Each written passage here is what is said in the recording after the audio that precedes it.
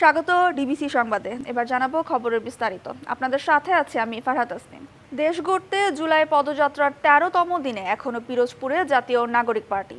সকালে দলটির নেতাকর্মীরা কেশপুর সার্কিট হাউস থেকে পদযাত্রা শুরু করে কেন্দ্রীয় শহীদ মিনারে পথসভায় অংশ নেবে। পদযাত্রাটি পিরোজপুর শহরের সিও অফিস, সদর হাসপাতাল গেট, মহিলা কলেজ, সাধনা ব্রিজ ও পিরোজপুর মূল শহর প্রদক্ষিণ শেষে শহীদ মিনারে পথসভায় মিলিত হবে।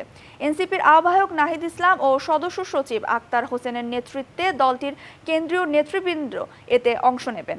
পরে বিকেলে ঝালকাঠিতে যাবে এনসিপির পদযাত্রা। অধিকৃত পশ্চিম তীরের সিনজিল শহরে এক মার্কিন নাগরিককে পিটিয়ে হত্যা করেছে কট্টরপন্থী ইসরায়েলি দখলদাররা। এছাড়া দখলদারদের গুলিতে আরও এক ফিলিস্তিনি নিহত হয়েছে বলে জানিয়েছে ফিলিস্তিনির স্বাস্থ্য মন্ত্রণালয়। আহত হয়েছেন আরও অন্তত ১০ ফিলিস্তিনি। স্থানীয় সময় শুক্রবার তাদের উপর হামলা চালায় ইসরায়েলি দখলদাররা। ২০ বছর বয়সী সাইফুল্লাহ মুসাল্লাত ফ্লোরিডার ট্যাম্পা শহরের বাসিন্দা। পশ্চিম তীরে পরিবারের কাছে বেড়াতে গিয়েছিলেন তিনি।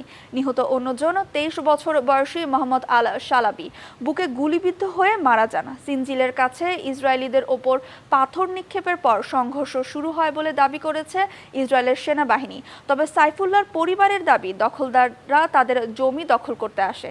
নিজেদের জমি রক্ষা করতে গিয়ে হামলার শিকার হন সাইফুল্লাহ।